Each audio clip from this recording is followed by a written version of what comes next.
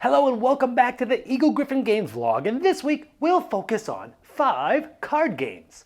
We'll also give you a quick overview of a card game where you're sending your animal emissary to the King's Council to win his favor so your village becomes the most prestigious. But first, let's update you on a Kickstarter that launched today.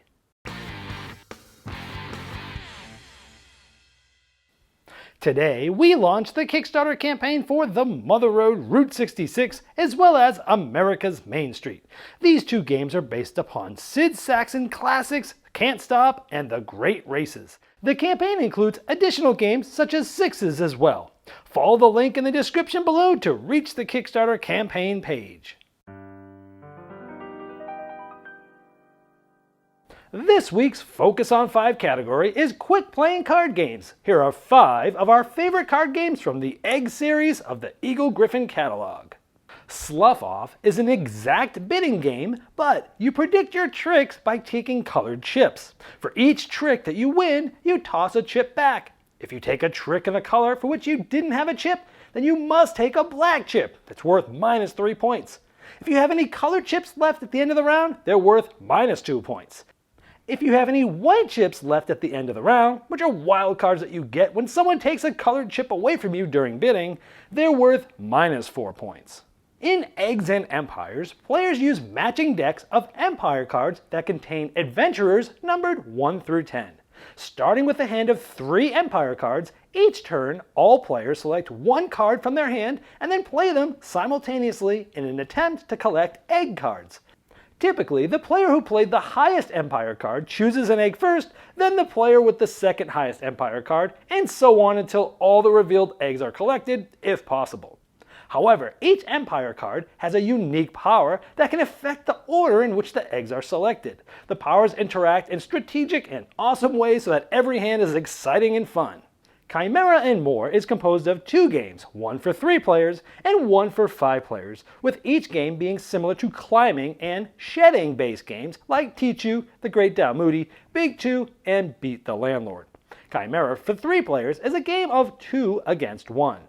In each hand, one player bids to be Chimera, and the other 2 players team up as the Chimera Hunters to defeat this player. Players compete for points in several hands of play, and the winner is the player who scores the most points once the designated point score is reached by 1 or more players. Chimera for 5 players plays similarly to Chimera for 3 players, but with additional cards and rules. One player bids to be Chimera, then chooses one other player to be their partner through a bid system. The other 3 players then team up as the Chimera Hunters to defeat them. Couture's is a sequel to Jason Tagmeyer's 7 Sevens and includes the original game within it as well. Thus, instead of 7 suits, the game now includes 14. The magic number 7 conjures up meanings, powers, and coincidences dating back to the dawn of time. In Couture's, you establish 7 columns that utilize the powers of these powerful 7s. Players take turns adding cards to these columns while trying to retain high-valued cards in their hand. When the game ends, the highest combined value of cards in hand wins. However, the powers of cards played to the columns during the game can drastically change the way the cards are scored, and each player is trying to maneuver these powers to their advantage. Can you best harness and use these powerful 7s? King's Kilt is a card game in which you will wield your influence over the clans to win power and prestige for your family in the struggles for the Scottish crown. Players start with 3 hidden clan members that represent their candidates to promote to the throne. Players vie to place their candidates within a hierarchy of clan members in their quest to ascend the throne. Treachery can also be used to eliminate opponents in their way. At the end of the game, if the player's candidates match the clan of the king, the guardians, or the nobles, they'll score victory points and will hopefully prove their right to the seat of the power in Scotland.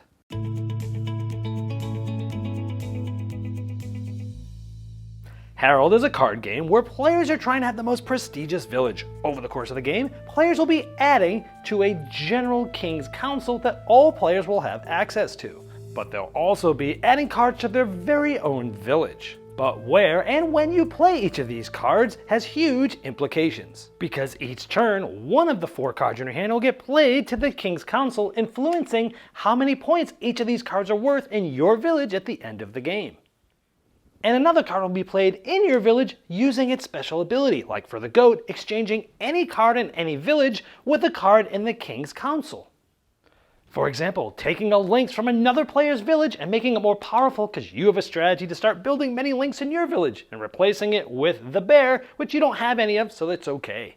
Then you'll be refilling your hand from the reserve face up or from the draw pile, and these get replaced as players take them. So you're constantly weighing which cards to place into the King's Council, influencing the points of the characters in your village.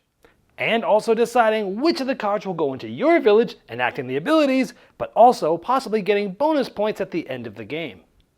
For example, there's 2 goats in the King's Castle, so each of these goats in my village are worth 2 points, so that's a total of 6 points. But you also get bonuses, like having more goats than wolves, which I do would give me another 4 points. These icons also reflect the type of character that it is, like this is a navigator, has a boat. The wolf is a scout. And each of these cards have a different ability, like enacting the power on the card that you sent to the King's Council this round, and many of these abilities affect other players, so there's a ton of interaction. For example, the lynx allows you to exchange a card from your village with a card from any other player's village. And the boar allows you to flip 2 different cards in 2 different game areas, like flipping over a card in the King's Council that you're not collecting in your village, and maybe flipping over a card in another player's village that you're also focusing on, making sure that they don't get as many points as you do. And there's multiple variants to the game, like adding a new character, the Scout, into the game for a new ability and a new way to score, as well as having a 4-player team game. Harold is for 2 to 4 players, for ages 10 and up, takes 30 minutes to play, and is available now. So click the link below to learn more. We just gave you a quick overview of Harold, and today we're giving away 1 copy. To enter, all you have to do is be a subscriber of our channel and then make a comment. Now, if you aren't yet a subscriber, you can click to subscribe just below me in the description of this video. Now, once a subscriber, for your comment for today's giveaway, tell us your favorite card game. Now you have 1 week from when this video was launched to enter. Now I hope you enjoyed this week's Eagle-Gryphon Games vlog, and you can click the playlist link below and that will bring you to all the past vlogs, and we'll see you next week.